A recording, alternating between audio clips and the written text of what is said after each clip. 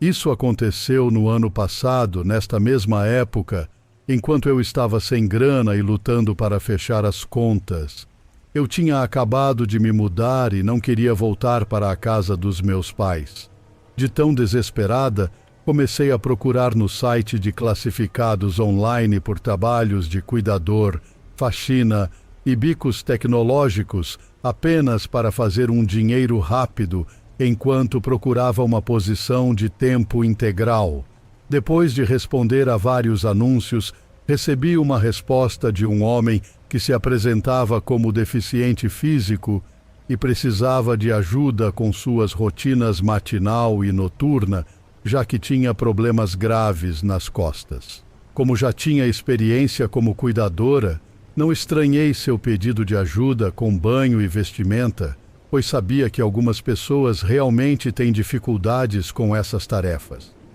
Após conversarmos por telefone e eu concluir que ele parecia ser uma pessoa legal e normal, decidi ir até a casa dele, um sobrado, numa noite para ajudá-lo com sua rotina noturna. Ele morava um pouco longe de mim, mas, por estar desesperada, não me importei. Ele até disse que eu poderia passar a noite, já que precisaria de mim na manhã seguinte.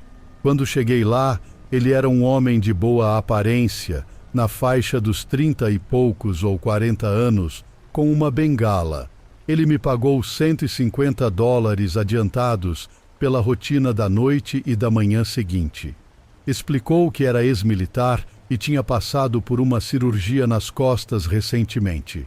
As coisas começaram a ficar estranhas quando ele me ofereceu uma bebida e comentou como me achava bonita.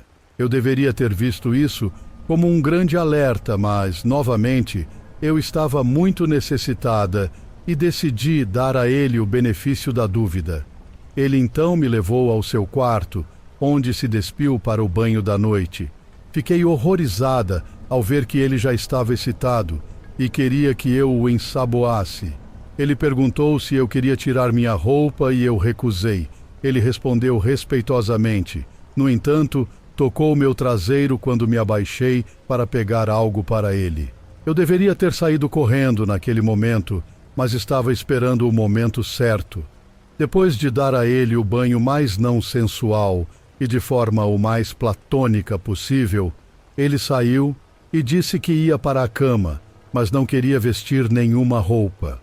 O quarto de hóspedes onde eu ficaria era bem ao lado do dele, e embora estivesse cansada, ainda estava bastante alerta. Meu instinto estava gritando para eu sair dali. O problema era que estávamos no último andar de um sobrado de 3 andares e ele tinha instalado portões para bebê em cada andar para que seu gato não fugisse. Além disso, ele tinha apagado todas as luzes dos andares inferiores, então estava completamente escuro. Para sair, eu teria que passar pelo quarto dele. Silenciosamente, arrumei minhas coisas na bolsa enquanto ouvia a TV dele em alto volume. Para meu horror, vi ele caminhar rapidamente para o banheiro sem sua bengala. Percebi que ele não era tão deficiente quanto havia me dito, já que antes fazia parecer que não conseguia andar sem ela. Ele ainda estava excitado e segurava um grande frasco de loção. O mais rápido e silenciosamente possível, fugi e corri como nunca para fora do quarto, enquanto ele estava no banheiro, pulando os portões para gato como uma corredora olímpica escada abaixo. Ao abrir a porta da frente para correr para o meu carro, ouvi o alarme da casa dele disparar. Entrei no meu carro o mais rápido que pude, com o coração disparado. Imediatamente comecei a receber ligações do número dele, e cada carro que me seguia me deixava aterrorizada até eu finalmente sair de lá. Depois de 2 horas de viagem, cheguei em casa, grata por ter escapado. Quem sabe o que poderia ter acontecido se eu tivesse passado a noite? Felizmente, não descobri.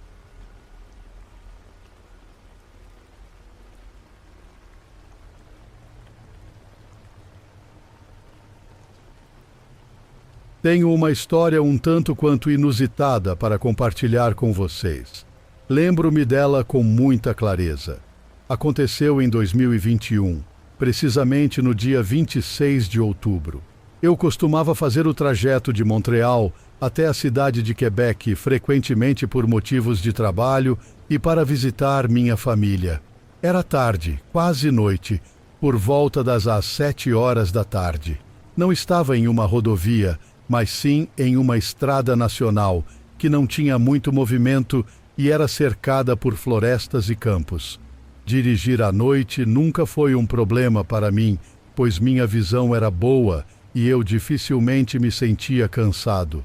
Porém, na metade do caminho, avistei ao longe, no meio da estrada, uma pessoa agachada que parecia estar com medo.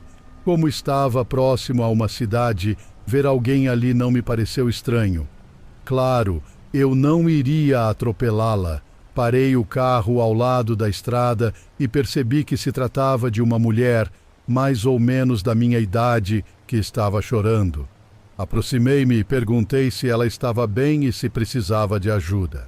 Após alguns minutos de silêncio, ela me disse, num tom agitado, que estava sendo seguida e estava com muito medo. Eu não sabia o que fazer.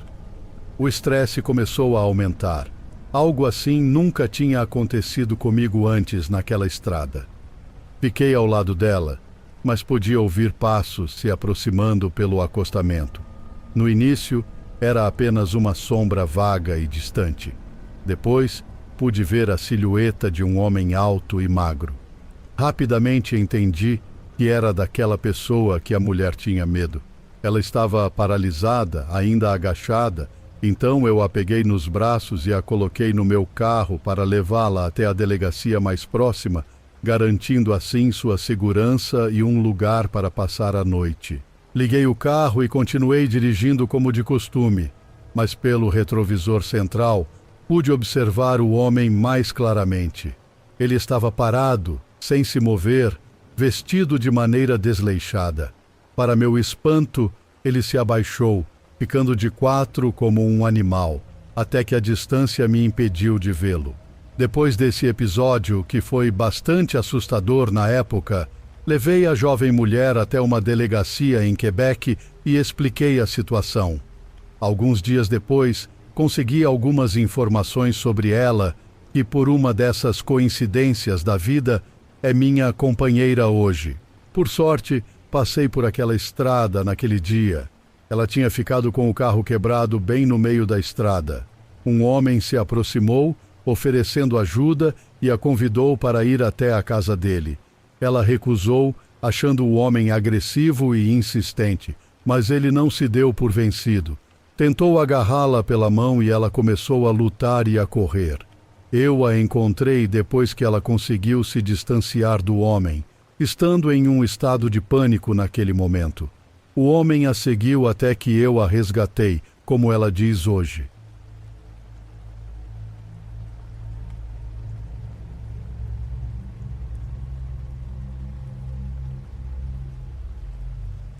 Isso aconteceu comigo no meu primeiro ano de faculdade. O Tinder era uma novidade e todo mundo na minha universidade estava usando o app. Entrei para ver qual era a novidade e, navegando pelos perfis, encontrei alguns caras interessantes. Um em particular chamou minha atenção, vamos chamá-lo de Walter. Dei um like em Walter e nós combinamos. Fiquei animada e meio eufórica, porque ele era muito atraente. Ele me mandou uma mensagem e senti um frio na barriga. Conversamos pelo app por cerca de 1 hora, uma conversa típica. Perguntei o que ele fazia da vida. Ele perguntou qual era a minha graduação. Era uma conversa inofensiva. Depois de um tempo, ele pediu meu número para podermos mandar mensagem, em vez de conversar pelo app. Passei para ele, parecia ser um cara legal. Trocamos mensagens por alguns dias, muita conversa flertante e finalmente surgiram planos para nos encontrarmos. No 4º dia de conversa, ele começou a me chamar de amor, o que me deixou com sentimentos mistos. Era fofo, mas também um pouco estranho. A gente mal se conhecia e nunca tinha se encontrado. Ignorei e continuei a conversa. Ele começou a dizer que queria ser exclusivo e estava louco para me ver pessoalmente. Nesse ponto, ele praticamente implorava para eu ir ao apartamento dele para a gente se abraçar e assistir filmes com o cachorro dele. Eu disse que nosso primeiro encontro tinha que ser em público. Não iria para o apartamento de um estranho. Ele disse que eu estava exagerando e continuou insistindo. Ignorei ele pelo resto da noite. No dia seguinte, ele pediu desculpas e disse que entendia que precisávamos nos encontrar em público. Então, marcamos para aquele fim de semana. O fim de semana chegou mais rápido do que eu esperava, e era o dia do nosso encontro. Senti que algo estava estranho e decidi cancelar. Mandei uma mensagem para ele pedindo desculpas, dizendo que minha mãe não estava se sentindo bem e precisava que eu voltasse para casa para ajudá-la com algumas tarefas domésticas. Isso o irritou e ele disse que minha mãe era adulta e, se precisasse de mim, ela que me ligasse, para eu ir lá e que poderia sair a qualquer momento para ajudá-la. Ele realmente queria me ver e me beijar. Eu disse não, que ficaria com minha mãe aquele fim de semana, e era isso. Eu morava a uns 30 minutos de casa, então realmente fui ver minha mãe naquele dia. Depois do que ele disse sobre minha mãe, comecei a ignorá-lo, e as mensagens começaram a chegar. Mensagem atrás de mensagem. Amor, me desculpe. Por favor, venha. Amor, estou com saudades. Você vai vir? Planejava responder no dia seguinte. Estava apenas ocupada com minha mãe. Então ele começou a ligar. Tive um total de 45 chamadas perdidas em um período de 2 horas. Ele deixou mensagens de voz dizendo que sentia minha falta e queria que eu retornasse à ligação. As mensagens de voz continuaram quase o tempo todo que estive em casa. Minha colega de quarto me mandou uma mensagem logo depois que terminei de jantar com minha mãe e perguntou se a gente podia sair naquela noite. Eu concordei e voltei para o dormitório da universidade. De repente, as ligações de Walter começaram a aumentar novamente. Mais mensagens de voz. E ele começou a mandar mensagem no Tinder de novo, perguntando por que eu não estava respondendo. Eu não planejava responder até receber uma mensagem no Instagram que dizia: "Por que você não me disse que estava voltando para a cidade hoje à noite?" Receber essa mensagem realmente me assustou. Respondi dizendo: "Desculpa, estive ocupada com minha mãe." "Como você sabia que eu estava de volta na cidade?" Ele disse: "Bem, eu chequei seu Tinder, claro. O Tinder não mostra localizações exatas, mas tem uma mensagem de dentro de 1 quilômetro." Isso realmente me assustou, e eu respondi dizendo que ele estava sendo muito assustador. Ele seriamente tinha que estar atualizando meu perfil constantemente para ver a mudança de distância. As mensagens, ligações e mensagens de voz continuaram. Todas eram dele se desculpando por me fazer sentir estranha sobre ele saber onde eu estava. Ele estava apenas preocupado comigo. A gente estava trocando mensagens por menos de 1 semana completa. Contei para minha colega de quarto sobre isso, então decidimos ficar em casa naquela noite. A gota d'água para mim foi receber uma mensagem dizendo: "Olha, eu realmente sinto muito. Estou aqui fora do seu dormitório com flores e chocolates. Eu liguei para a segurança do campus e contei sobre esse cara, e eles nunca encontraram ninguém esperando fora de nenhuma das portas. Suponho que ele estava no carro dele esperando por uma resposta minha. Bloqueei ele em todas as redes sociais, no número de telefone, deletei o Tinder e nunca mais voltei desde então. Eu o vi uma vez pela cidade, mas ele nunca me reconheceu, felizmente. Walter, se você estiver lendo isso, estou feliz que a gente nunca se encontrou. Obrigada por me fazer duvidar de cada cara atraente que encontro.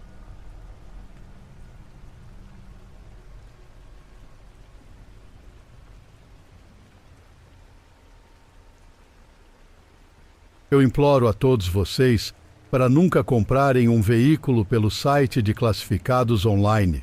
Eu adquiri um Honda Accord de 1997 de uma casa pequena e isolada na minha cidade.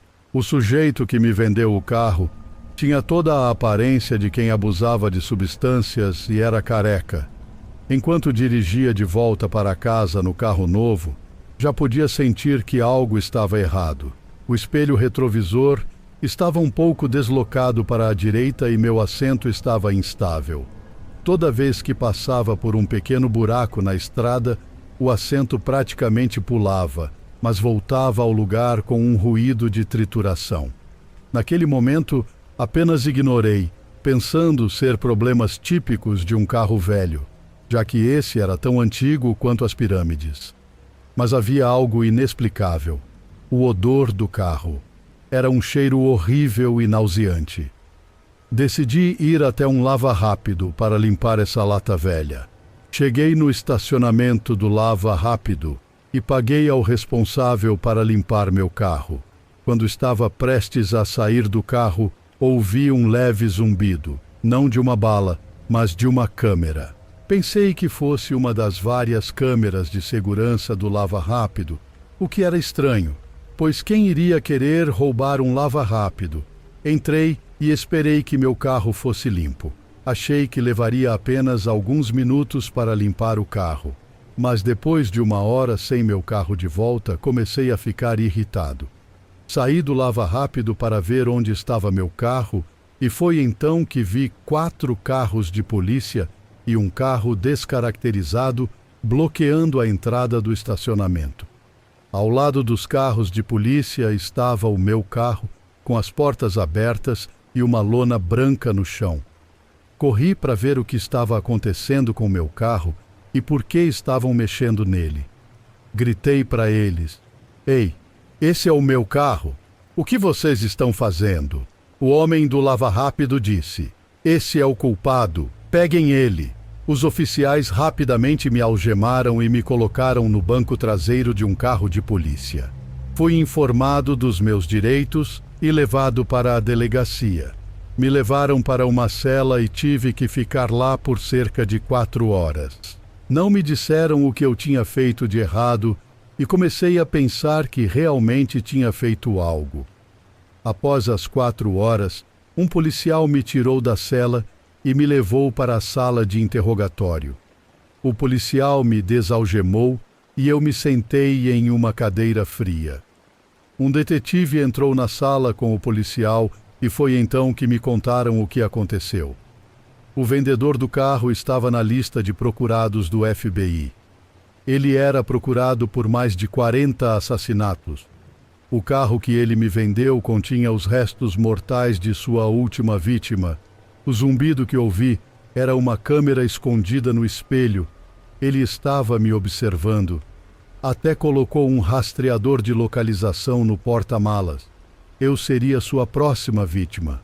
A cabeça estava escondida embaixo do assento. Pediram-me mais informações e eu peguei meu telefone e abri o site de classificados. Procurei pela conta dele e não havia nada lá, nem mesmo o anúncio. Já se passaram cerca de 2 semanas desde o incidente e eu não consigo esquecer o fato de que escapei da morte por ter sido preso. Se eu não tivesse ido ao lava-rápido, quem sabe o que ele teria feito comigo? A polícia atualmente não tem pistas sobre esse homem. Ele ainda pode estar por aí, planejando seu próximo assassinato.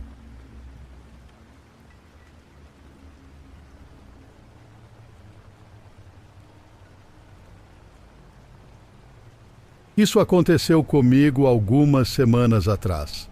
Atualmente estou na faculdade e fica a cerca de 1 hora de distância da minha cidade natal, ou seja, da casa dos meus pais. A cada 2 semanas, mais ou menos, eu dirijo até lá para passar um tempo com eles. Depois, Costumo voltar para o meu apartamento por volta das 8 ou 9 da noite de domingo. Nesse horário, já escureceu completamente. Meus pais moram numa área muito rural de Ohio, onde há campos a perder de vista e quase nenhum tráfego à noite. Num domingo específico, eu estava voltando para o meu apartamento como de costume. Eram cerca de 8h30. Já estava uns 25 minutos na estrada. Era noite e eu não tinha visto um único carro durante todo o trajeto. Ao passar por uma pequena cidade que tem apenas um semáforo, no meu caminho para a rodovia, ao chegar à saída da cidade, em direção a estradas mais rurais, um carro vermelho e bem desgastado me cortou, saindo na minha frente. Claro que fiquei irritado. Não havia outros carros por perto. O sujeito poderia muito bem ter esperado eu passar. Mas logo superei a irritação, porque minha música favorita começou a tocar no rádio e eu comecei a cantar junto. Comecei a notar que o carro à minha frente estava indo a apenas uns 70 quilômetros, sendo que o limite de velocidade era de 104 quilômetros por hora. Era um pouco ridículo. Procurei maneiras de ultrapassá-lo, mas havia um cruzamento chegando. Decidi esperar para ver se ele tomaria uma direção diferente da minha. Era um cruzamento em plena escuridão, sem mais ninguém por perto.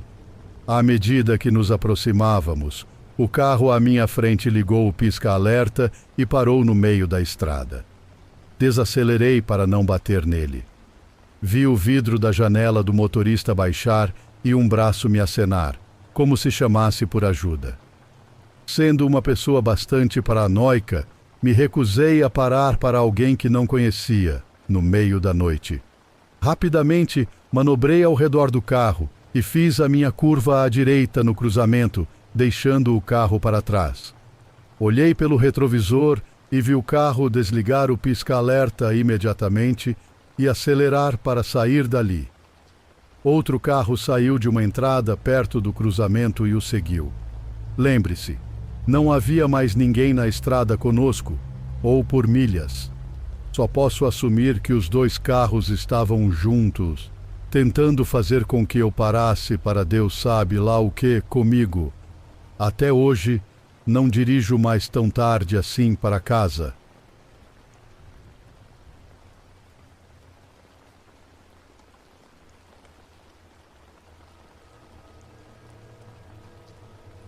Tudo isso aconteceu quando eu tinha 19 anos. Não sou o cara mais bonito, então nunca tive muita sorte com as mulheres e acabei no Tinder. Também não estava indo muito bem por lá, até que no 3º mês de uso, uma loira chamada Katie me mandou uma mensagem. Ela era bonita o suficiente para eu achar que era um robô. Só 3 dias depois, quando ela me mandou outra mensagem, é que achei estranho, porque robôs quase nunca mandam mais de uma mensagem. Cliquei na conversa e respondi, depois dei uma olhada no perfil dela. O que vi era bem genérico, mas definitivamente não era de um robô. Estávamos conversando há cerca de 1 mês, quando ela sugeriu que eu fosse visitá-la. Eu estava bastante relutante, já que ela morava quase 8 horas de carro de distância de mim, mas tenho que admitir que realmente gostava muito dela e já estava pensando em pedir para visitá-la há um tempo. Depois de ela insistir um pouco mais, finalmente concordei em fazer a viagem para vê-la. Nesse ponto, não tinha motivo para duvidar que ela era quem dizia ser. Nós tínhamos feito chamadas de vídeo a cada 2 semanas e ligado quase todos os dias. Eu simplesmente assumi que tinha dado muita sorte, mas as coisas começaram a ficar estranhas durante a viagem. Ela não parava de mandar mensagens perguntando onde eu estava e se ainda estava a caminho. Em alguns momentos, se eu demorava mais de 30 minutos para responder, ela mandava uma sequência de mensagens irritadas. Confesso que pensei que era só nervosismo dela, por eu estar indo visitá-la. Eu também estava nervoso, então não podia culpá-la. Tive dificuldade para encontrar a casa no início. As direções que ela me deu eram confusas e era preciso passar por uma série de estradas de cascalho e terra, além de um grande matagal de árvores. Ainda era meio-dia quando cheguei a uma casa antiga. Uma janela no segundo andar estava tapada com tábuas, mas a casa não parecia abandonada, apenas mal conservada. O Fusca vermelho de Katie, sobre o qual ela gostava de falar, estava estacionado na frente da garagem. Peguei meu celular e mandei uma mensagem dizendo que tinha chegado. Ela respondeu apenas com um emoji sorridente. Quando saí do carro para bater na porta, notei alguém me observando de uma das janelas do segundo andar. Achei um pouco assustador, mas imaginei que fosse o pai dela ou algo assim. Ela tinha me dito que o pai às vezes ficava com ela, então ignorei e bati na porta. Ela abriu com um sorriso e até me deu um beijo, o que me surpreendeu, e eu a segui para dentro. Sentamos no sofá dela e começamos a falar sobre nossos planos. Quando perguntei sobre o pai dela, disse: "Você não me disse que seu pai estava aqui? Ia ser uma surpresa?" Katie pareceu confusa e me disse que o pai dela não estava ali. Ainda pensei que ela estava mantendo a brincadeira e disse que não precisava fingir, que eu tinha visto ele me olhando pela janela do andar de cima. Katie empalideceu e disse que precisávamos sair dali imediatamente. Corremos para os nossos carros e quando perguntei a Katie, ela me informou que o pai dela não estava lá e que ela estava sozinha em casa até eu chegar. Liguei para a polícia e, enquanto estava ao telefone dando o endereço, Katie gritou e apontou para a janela onde eu tinha visto o homem pela última vez. Ele nos observava novamente pela janela. Consegui ver melhor ele desta vez. Parecia mais velho e frágil, quase como se não comesse há um tempo. Ele deixou a janela depois de nos ver. A polícia demorou meia hora para chegar, e todo esse tempo, Katie estava chorando e murmurando sobre como foi idiota por não trancar as portas. Quando a polícia finalmente chegou, começou a fazer perguntas para mim e para Katie, enquanto os outros dois vasculhavam a casa. Eles voltaram um pouco depois e nos disseram que, embora não tivessem encontrado ninguém, a porta dos fundos estava aberta.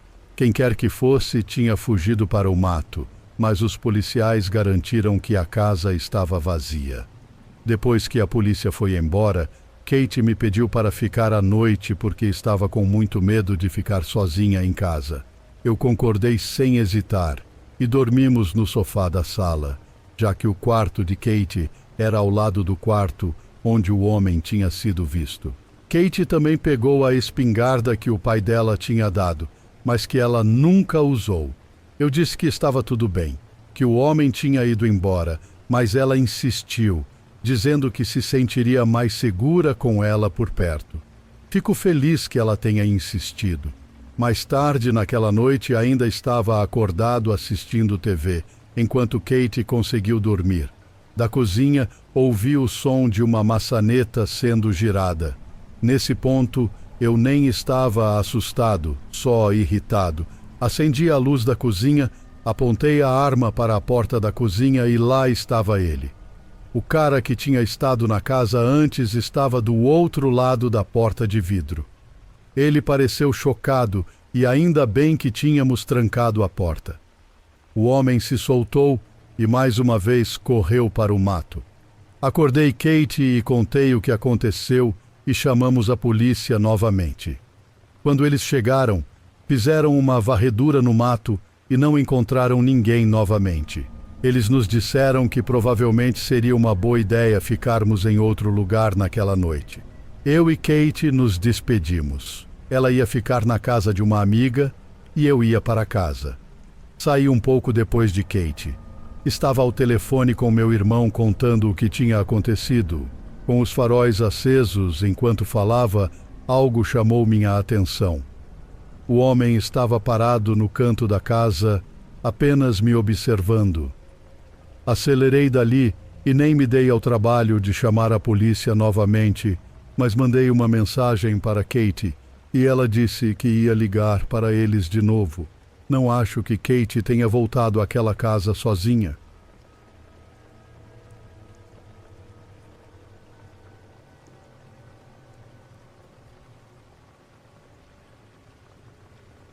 Quando eu tinha 19 anos, estava procurando um quarto para alugar na cidade, para onde estava me mudando para a faculdade. Ficava a cerca de 1 hora de distância da minha família. Não estava tendo muita sorte na busca e minha mãe começou a me ajudar a procurar um lugar. Ela encontrou um anúncio no site de classificados online de um quarto por R$300 em uma casa com tudo incluso.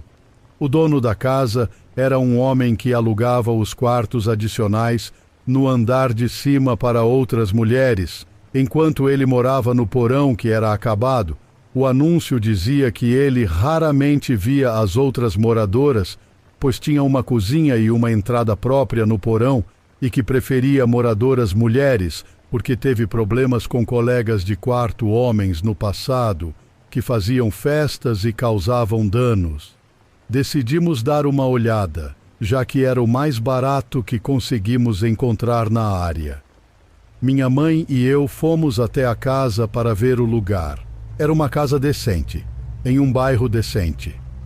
Ele nos recebeu muito bem. Era um homem de meia idade. A cozinha e a sala estavam bem mobiliadas e limpas. Minha mãe adora conversar e conhecer pessoas. Então eles engataram numa conversa enquanto eu ficava quieto, observando o lugar. Ele então disse que me mostraria meu quarto. Caminhamos em direção à escada, como eu esperava, já que ele havia dito por telefone que meu quarto ficava no andar de cima com as outras moradoras. Mas ele abre outra porta e nos leva para o porão, abre a porta de um quarto muito pequeno, sem armário e sem janelas. Ele prossegue dizendo que esse seria o meu quarto e que eu compartilharia o banheiro no corredor com ele. E o quarto dele nem porta tinha. Eu definitivamente estava pensando que de jeito nenhum aquilo seria estranho, mas eles estavam tão envolvidos na conversa que eu não conseguia interromper. Em seguida, ele nos leva ao andar de cima e mostra os outros quartos que estavam com as portas abertas e diz que estavam atualmente alugados. Começa então a contar histórias elaboradas sobre as outras mulheres, histórias nada agradáveis, descrevendo problemas com bebida. Minha mãe ouvia atentamente, mas eu aproveitei o momento para investigar mais. Olhei todos os 3 quartos e os banheiros. Havia móveis, mas nenhum item que parecesse pertencer a uma mulher, nenhuma roupa ou algo do tipo. Apenas roupas de homem em um dos armários. Ele não se incomodou comigo fuçando nos quartos de seus inquilinos sem a permissão deles. Então ouvi ele dizer à minha mãe que algumas de suas coisas estavam nos armários deles, mas que eles não se importavam. E eu fiquei tipo, por que diabos um inquilino pagaria para você usar o espaço deles como armazenamento? Estava me sentindo muito desconfortável e comecei a mover eles de volta para o andar de baixo enquanto conversavam. Minha mãe havia mencionado quando chegamos que ela e meu pai iriam viajar na semana seguinte, mas eu não poderia ir porque tinha que trabalhar. Ele trouxe isso à tona novamente, sugerindo que eu deveria passar na próxima semana para jantar com ele e as colegas de quarto, para ver se nos daríamos bem. Eu disse que sim e nós saímos. Assim que entramos no carro, contei à minha mãe que definitivamente não iria morar lá. Ela ficou perplexa. Tive que explicar que não só ele mentiu sobre qual seria o meu quarto, que eu não deveria estar no porão com ele, muito menos compartilhar um banheiro com ele, e ele nem sequer tinha uma porta. Mas ela não percebeu que não havia mais ninguém morando lá. Ela ainda não entendeu, e achou que eu estava apenas sendo paranoico, achando ele simpático e que era um bom negócio. Tive que explicar para meu padrasto e fazer com que ele dissesse a ela que de jeito nenhum eu moraria lá. Tentei denunciar o anúncio, mas quando chegamos em casa naquele dia, ele já a havia removido. Acho que ele planejava me matar no jantar ou me sequestrar e me manter refém naquele quarto do porão sem nenhuma forma de escapar. Espero que um dia esse cara bata com o carro em uma árvore.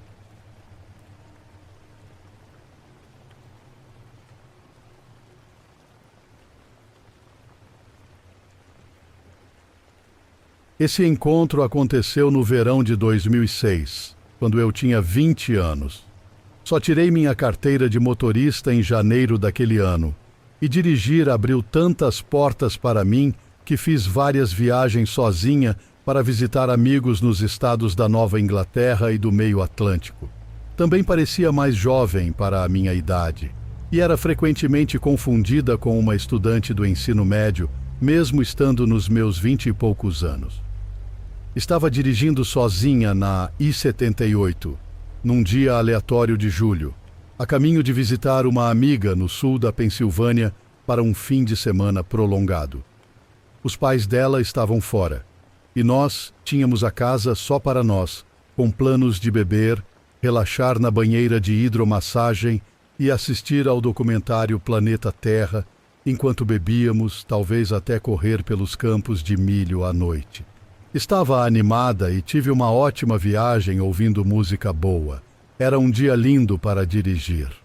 Logo após cruzar a fronteira de Nova Jersey para a Pensilvânia, parei em um dos primeiros postos de descanso para abastecer e comprar lanches para a última parte da minha viagem. Tentei descobrir qual era esse posto depois, mas só me lembro que tinha um grande mini-mercado oposto à estação de gasolina. Do outro lado da estrada de acesso à I-78 Oeste, havia uma estrada de terra, que se tornaria importante mais tarde. Quando estava indo em direção à loja, um homem na casa dos 30 e tantos anos, de estatura média e porte físico robusto, vestindo uma camiseta preta simples e jeans, com cabelos castanhos escuros e bigode, aproximou-se de mim. Ele tinha saído de uma caminhonete preta estacionada a algumas vagas do meu carro. Seu olhar intenso me deixou desconfortável desde o início. Ele exalava uma energia estranha. Não costumo captar a vibração das pessoas, mas essa foi inegável. Ele ficou muito perto. Seu olhar era penetrante e a escolha das palavras, peculiar. Todos os meus instintos de alerta foram ativados. Ele perguntou se eu era da região, apesar da placa de Connecticut no meu carro, para onde eu estava indo e se eu conhecia algum lugar divertido por ali, pois tinha planos mais tarde e tempo para matar antes. Ele me convidou para jogar minigolfe ou assistir a um filme com ele. Não respondi nenhuma das perguntas dele. Recusei o convite para sair e disse que não conhecia a área antes de me afastar em direção à loja. Fiquei chocada que ele tivesse me chamado para sair assim, de forma tão aleatória e desconfortável. Enquanto eu me afastava, ele gritou: "Você é linda!", de um jeito que me arrepiou toda. Foi super agressivo e inapropriado, assustando uma família que saía da loja, de tão alto que foi.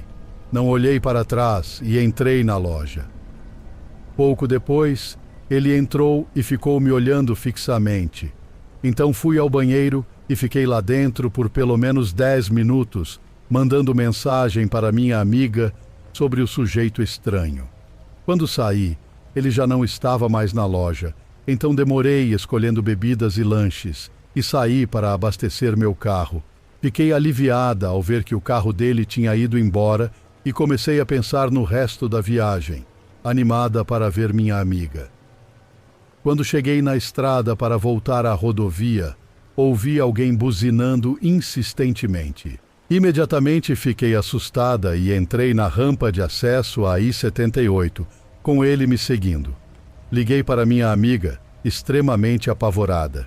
Dirigi muito rápido, o que, olhando em retrospecto, foi perigoso. Felizmente, ele não me seguiu por muito tempo, e acho que depois de algumas saídas, ele desistiu. Minha amiga e eu combinamos um plano B.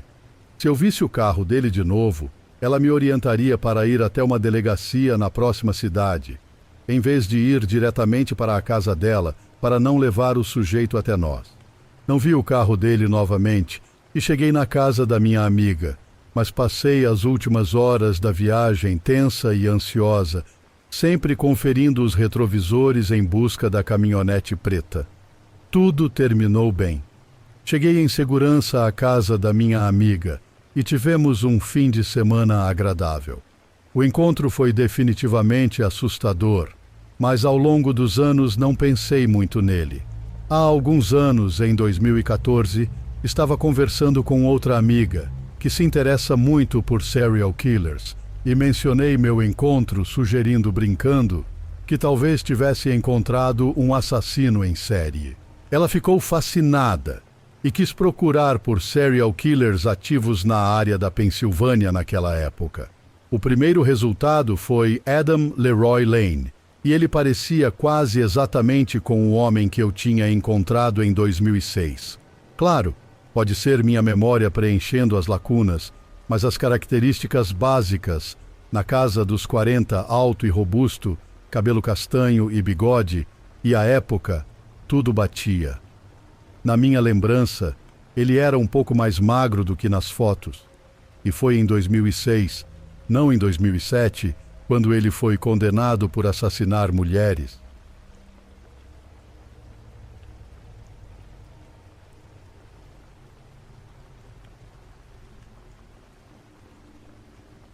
Aos 16 anos eu era extremamente insegura. Tinha dificuldade para fazer amigos e para os rapazes eu praticamente não existia. No entanto, fiz muitos amigos online em salas de bate-papo, lembrando que isso foi no início e meados dos anos 2000. Durante o verão, eu estava com minha irmã para ajudá-la com as crianças, pois ela havia quebrado o pé num parque de diversões, e cuidar das minhas duas sobrinhas e do meu sobrinho era muito para ela. Assim, eu tinha a noite toda para usar o computador. Me sentia bastante só, pois tinha me mudado da minha antiga escola após o divórcio da minha mãe e do meu padrasto, e não conseguia sair com meus amigos por um tempo devido à minha situação. Conversei com alguns caras e até fiz videochamadas algumas vezes, mas era tudo muito inocente até conhecer um cara da Califórnia.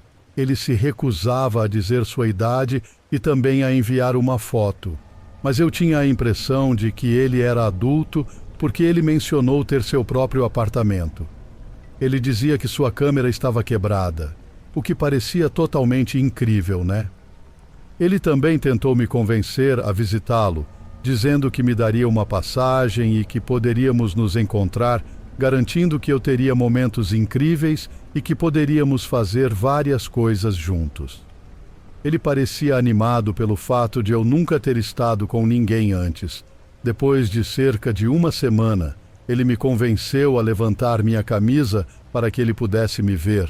Requeriu muita persuasão, com ele dizendo coisas como, vai, sou só eu. Infelizmente acabei cedendo. Não pensei muito sobre isso depois, mas nunca repeti o ato. Continuei conversando com ele, mas quando o verão estava acabando e minha irmã não precisava mais da minha ajuda, eu não estava mais na casa dela, nem tinha acesso ao computador. Certo dia, cerca de 2 semanas antes do início das aulas, minha melhor amiga Amanda me ligou e perguntou: Oi, então, por que estou olhando para uma foto sua sem blusa agora? Fiquei completamente atônita. Por um momento, nem sabia do que ela estava falando. Só pude perguntar o que ela queria dizer, e ela explicou que um cara aleatório tinha enviado a ela um anexo e, ao abrir, era eu. O nome de usuário do cara era o do cara com quem eu estava conversando. Ela também tinha recebido ligações de outras pessoas, nossas amigas, porque elas tinham recebido a foto. Aparentemente, esse completo idiota tinha me hackeado, conseguindo acessar minha lista de amigos. Meu vizinho recebeu a foto, e eu soube porque ele veio falar comigo sobre isso. Ele foi muito gentil e compreensivo com a situação, tendo uma irmã da minha idade e se sentindo bastante protetor comigo. Mas, nossa, foi extremamente embaraçoso. Eu implorei para ele não contar para minha mãe, e ele não contou. Amanda teve que acessar os e-mails dos pais dela, porque ele também tinha hackeado a lista dela de alguma forma e enviado para todos os contatos dela. Os pais dela receberam e-mails com a foto anexada, mas nunca viram as fotos e nunca descobriram. Conseguimos manter isso relativamente em segredo, e apenas nossos colegas souberam. Eventualmente, acessei a internet e encontrei cerca de 100 mensagens dele. Finalmente respondi perguntando por que ele havia feito aquilo, e ele disse que foi porque eu não tinha respondido às mensagens dele. Ele ficou furioso comigo porque parei de conversar com ele. Eu disse que ele tinha arruinado minha vida, e tudo o que ele conseguiu dizer foi desculpa, antes de me bloquear. Ele não entrou mais em contato comigo nem enviou mais a foto. Pelo que sei, cerca de 20 ou 30 pessoas com quem eu tinha ido à escola receberam a foto. Fiquei aliviada por não estudar mais lá. Toda vez que visitava e saíamos pela cidade, e eu via pessoas com quem eu tinha ido à escola, sabia que elas sabiam. Elas apontavam e riam. Nunca fiquei tão aliviada por não ter um computador em casa. Eu nem usava meu perfil do AIM quando visitava a casa de Amanda ou da minha irmã. Ao homem adulto que tentou arruinar completamente minha vida quando eu ainda estava no ensino médio porque sentiu que eu o tinha rejeitado, espero que você tenha sido pego de alguma forma e espero que ninguém mais tenha caído nas suas armadilhas. Espero que você tenha ido para a prisão e passado por tudo o que queria fazer comigo. Espero sinceramente que nunca nos encontremos.